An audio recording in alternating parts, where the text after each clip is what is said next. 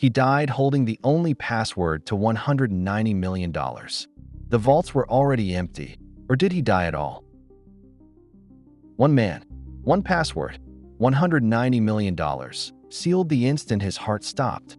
That is what the world was told in December 2018, when Gerald Cotton, the 30-year-old founder of quadrigacx, Canada's largest crypto exchange, died on his honeymoon in India. But when Ernst & Young opened the exchange's cold wallets, they were empty, and had been empty since April 2018, 8 months before Cotton boarded that plane.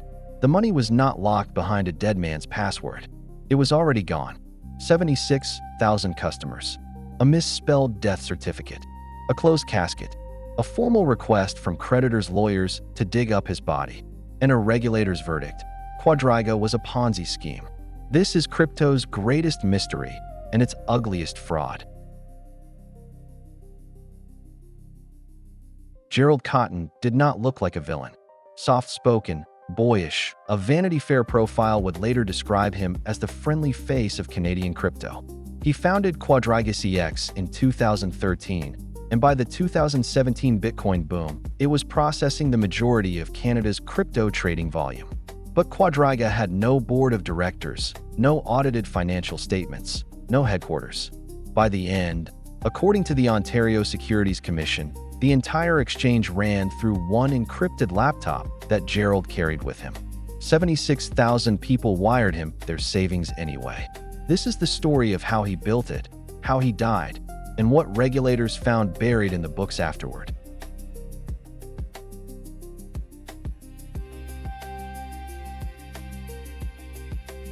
Chapter 1. The Founder. Gerald Cotton grew up in Belleville, Ontario, and launched quadrigacx in Vancouver in 2013, promising Canadians a safe, homegrown place to buy Bitcoin. His co-founder went by Michael Patron. Years later, Bloomberg reported that Patron was actually Omar Dhanani, a convicted felon who had served time in a United States federal prison for identity fraud connected to an online criminal marketplace. Patron denied any wrongdoing at Quadriga and left in 2016 after a falling out. That left Gerald alone at the top. And according to the Ontario Securities Commission, he ran Canada's largest crypto exchange with no offices, no auditors, and no board of directors. Customer money moving through third-party payment processors, while the only complete record of who owned what lived on his encrypted laptop. When Bitcoin went vertical in 2017, Quadriga's trading volume went vertical with it. Hundreds of millions of dollars flowed through a company that was, functionally, one man on a laptop. In late 2018, that man boarded a flight to India.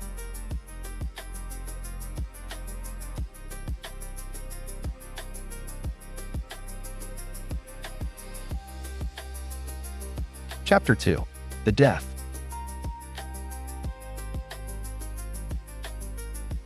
In October 2018, Gerald married Jennifer Robertson. On November 27th, he signed a will, his entire estate to her, including, famously, $100,000 set aside for the care of his 2 chihuahuas. 12 days later, he was dead. December 9th, 2018. Jaipur, India. The newlyweds had flown in for a honeymoon and, reportedly, the opening of an orphanage they sponsored. Within a day of arriving, Cotton was admitted to a private hospital with complications from Crohn's disease, a condition he had lived with for years. Hospital records reviewed by journalists described septic shock and cardiac arrest. He was 30 years old. Then, silence. Quadriga said nothing publicly for more than a month. The exchange kept accepting customer deposits while its founder lay dead. The announcement finally came on January 14th, 2019, and the panic was instant. Because of what the company admitted next, Gerald had sole responsibility for the funds. The cold wallets, the passwords, everything. On January 31st, Quadriga filed for creditor protection, owing customers roughly 250 million Canadian dollars, about 190 million US.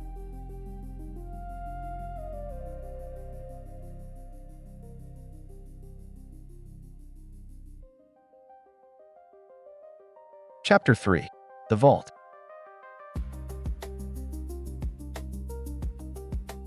The court appointed Ernst & Young to find the money.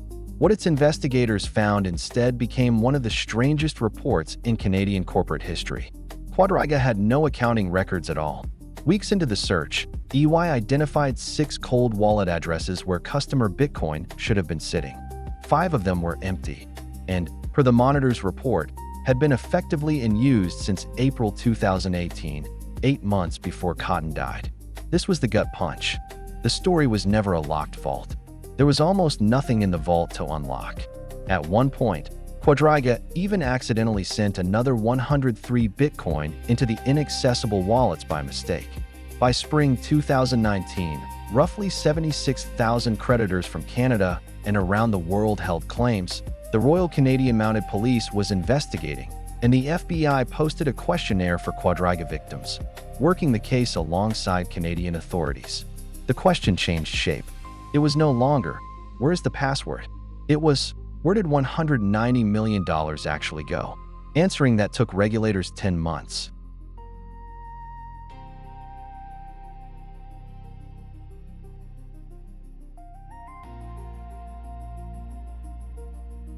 Chapter 4. The Fraud. June 11, 2020. The Ontario Securities Commission publishes quadrigacx, a review by staff of the Ontario Securities Commission. 10 months of work. Data on 368,000 client accounts and 6 million transactions. The conclusion, in the regulator's own words, Quadriga operated like a Ponzi scheme. What happened, the OSC found, was an old-fashioned fraud wrapped in modern technology. Cotton had opened accounts on his own exchange under aliases, the largest called Chris Marquet, and credited them with fictitious dollars and fictitious crypto that simply did not exist. Then he traded that fake money against real customers. When markets moved against him, the losses were real, and they were paid out of client funds. The OSC traced roughly 115 million Canadian dollars of the shortfall to Cotton's fraudulent trading alone. Another 28 million lost trading client funds on outside exchanges, and millions more spent on his lifestyle, properties, an airplane, a yacht, luxury travel. One important note: the OSC found no evidence that Jennifer Robertson knew anything about the fraud, and she voluntarily returned roughly $12 million in assets to the estate. Her husband, the report concluded, had run it alone since at least 2016.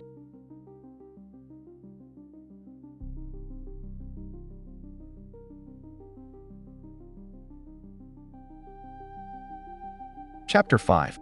The Question. So why do people still ask whether Gerald Cotton is alive? Because the details are almost too cinematic. A will signed 12 days before death. A death in a foreign country, announced a month late. A closed casket funeral in Halifax. And a death certificate, obtained by CoinDesk, with his name misspelled, Cottan.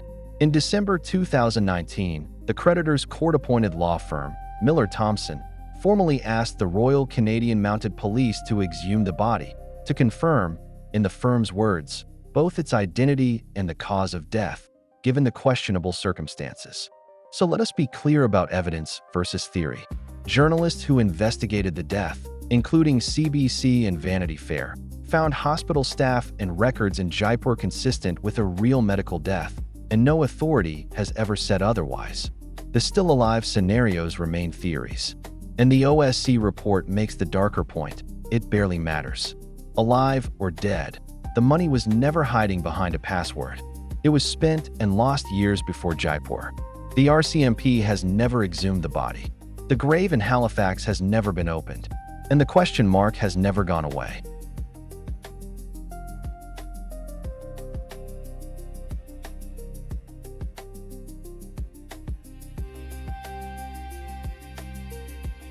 Gerald Cotton did not need to hack anyone.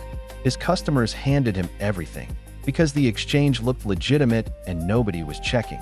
That is the real lesson of Quadriga. On an unregulated platform, the biggest risk is not a hacker outside the vault. It is the person holding the keys. The OSC put it simply, an old-fashioned fraud wrapped in modern technology.